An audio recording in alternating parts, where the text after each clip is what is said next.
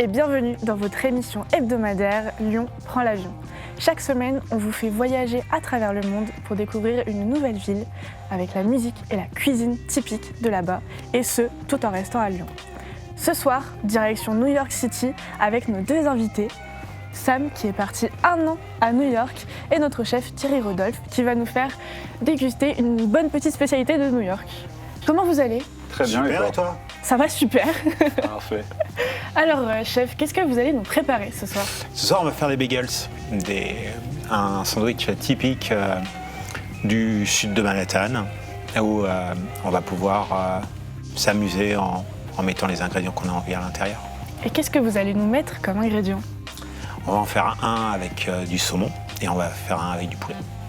On a hâte de goûter. Et vous Sam, est-ce que vous avez pu goûter des bagels à Lyon, et non, à New York ? À Lyon, je vais dans un instant. À New York, oui, plus d'une fois. Et lequel a été votre préféré ? Y a-t-il une recette qui a été... Une recette, non, mais étant un grand fan de saumon, je pense que je vais plutôt pencher sur celui au saumon. En plus, il me semble que vous avez dit qu'il allait y avoir du saumon.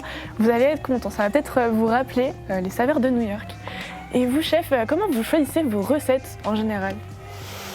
Plusieurs inspirations, souvent le choix du client, mais aussi ça peut être les produits de saison, les ambiances que l'on a envie de trouver ou tout simplement un produit un peu magique qu'on nous propose. D'accord, c'est une inspiration qui vous vient selon... C'est ça. Les recettes sont en général toujours les mêmes, mais les produits changent, donc on a des choses qui sont toujours différentes. Eh bien, nous sommes allés à la rencontre des Lyonnais pour savoir ce qu'ils imaginaient de la belle ville de New York. Et c'est tout de suite dans le micro-trottoir. Bonjour monsieur. Bonjour. Que pensez-vous de New York ? Une ville fantastique. C'est une bonne ville, j'aimerais bien la visiter. Ville magnifique, extraordinaire. Merveilleuse ville. Des très beaux buildings, les gens vivent, profitent de la vie. En fait, c'est pas une ville qui m'attire, franchement. Je suis allé dans beaucoup de pays, tu vois, j'ai fait la Chine, j'ai fait le Japon, mais Amérique ne m'en parle même pas. J'aime pas trop les grandes villes, moi, alors j'aime pas. Qu'est-ce que vous pensez qu'ils mangent les New-Yorkais ? On va dire le cliché, on va dire les fast-food. Bagel, poisson. Tout, des frites, des tacos et des burgers, bien sûr. Je pense que les gens, ils savent même pas ce qu'ils mangent là-bas. Vous connaissez les bagels ? Des bagels, non. Bagel ? Oui. Ouais. Ouais, un peu.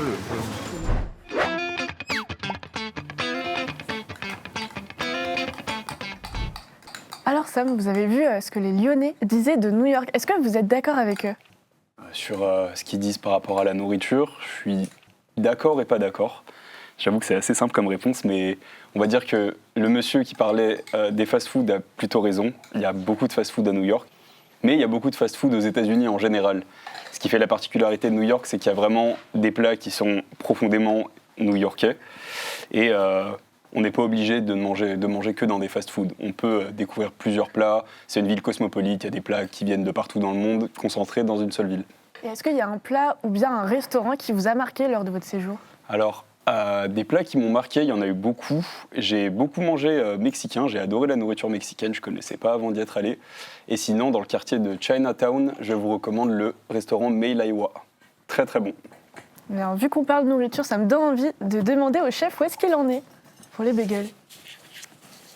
On va attaquer la sauce, une des sauces moutarde avec un petit peu de miel. Puis on va voir, ça va être pas mal avec le poulet. Ah, moi j'ai hâte de goûter, je pense que Sam salive aussi.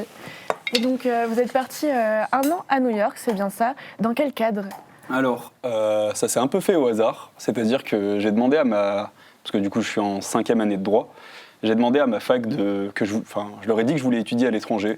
Ils m'ont dit qu'ils avaient un partenariat avec une école dans le nord de Brooklyn. Et à partir de là, ça s'est fait assez naturellement. Et je me suis retrouvé dans le nord de Brooklyn pour 1 an. Et cette envie de partir, c'est une envie qui était soudaine ou c'était depuis petit que vous aviez envie de faire ça ? Petit, je sais pas, mais ça faisait pas mal de temps que j'avais envie d'aller à l'étranger et notamment d'étudier à l'étranger.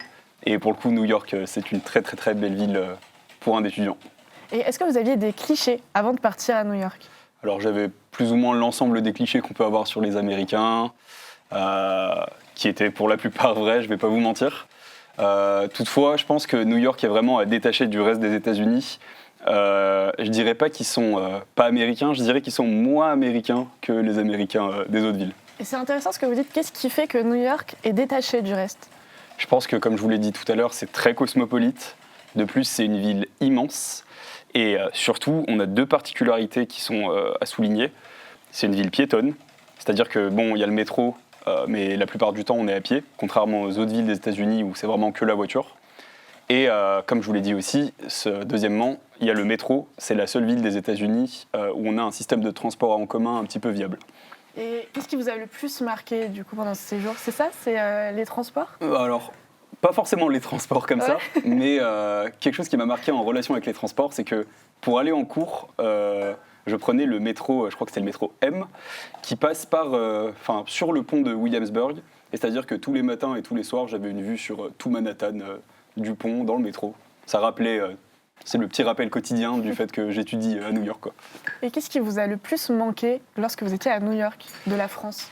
Alors, je pense que j'ai cette opinion parce que je ne suis pas parisien, mais New York, ce qui m'a beaucoup marqué, c'est vraiment le catalogue immense de choses à faire et les personnalités qu'on peut croiser un peu par hasard, comme ça, en marchant.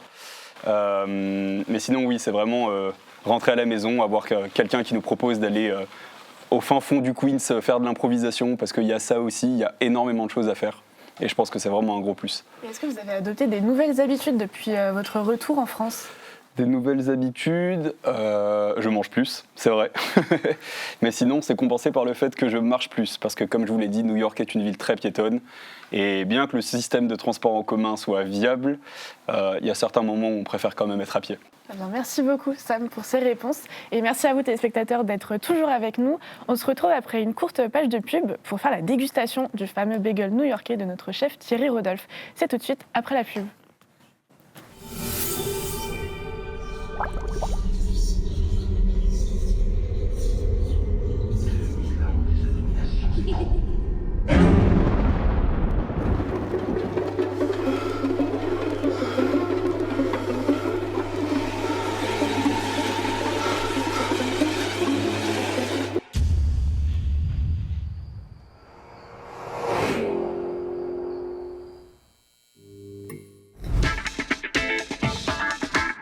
On se retrouve avec notre chef Thierry qui est encore en train de préparer ses fameux bagels. Alors, on en est où? Là, on vient de faire une petite préparation, une salade de poulet avec des capres et des petits légumes, des échalotes. On a mis de la roquette. On va mettre du bacon, puisque le bacon, c'est quand même, pour moi, à New York. Et puis un petit zeste de citron et on va y goûter.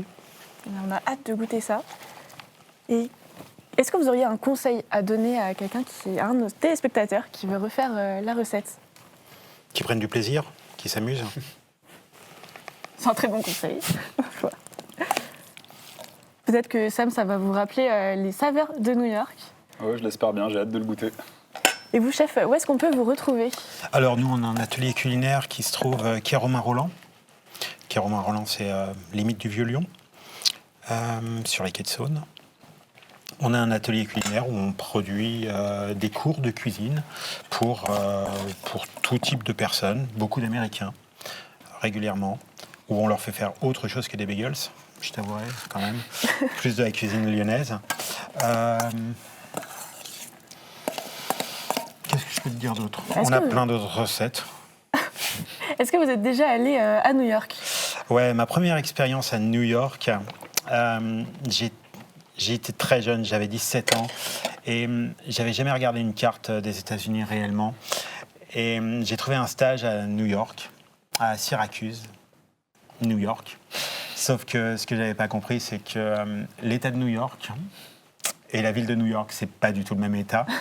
Et donc j'étais à côté du Canada, dans un endroit sympa, mais en race campagne américaine. Donc très très loin de la ville, qui ne dort jamais. Celle-là, elle dormait beaucoup. J'imagine. Sam, je suppose que pendant votre séjour, vous avez peut-être pu voir des clubs de jazz? J'en ai vu, plusieurs, oui.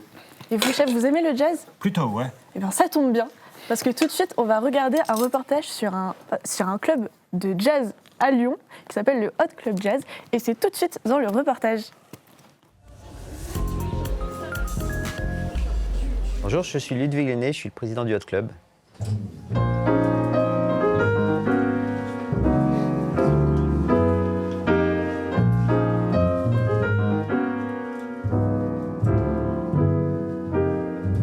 Alors, le Hot Club a été fondé par quelques étudiants qui sortaient des Beaux-Arts et qui ont créé cette association Hot Club de Lyon à partir donc de 1948 pour faire des concerts à différents endroits puisque le Hot Club a eu plusieurs lieux de résidence.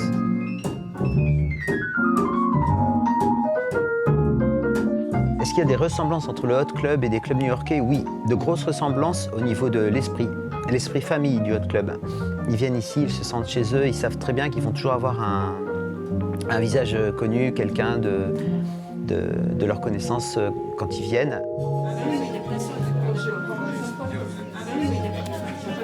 Pourquoi le Hot Club a réussi à tenir depuis 1948? C'est une très bonne question. Le Hot a toujours vécu dans le bénévolat. Il faut savoir que jusqu'à 2018, le Hot Club accueillait des musiciens qui n'étaient pas payés, qui venaient jouer bénévolement. Et ça, c'est pas quantitatif. Et le fait de le faire avec plaisir et en collectif, ça décuple les forces de motivation.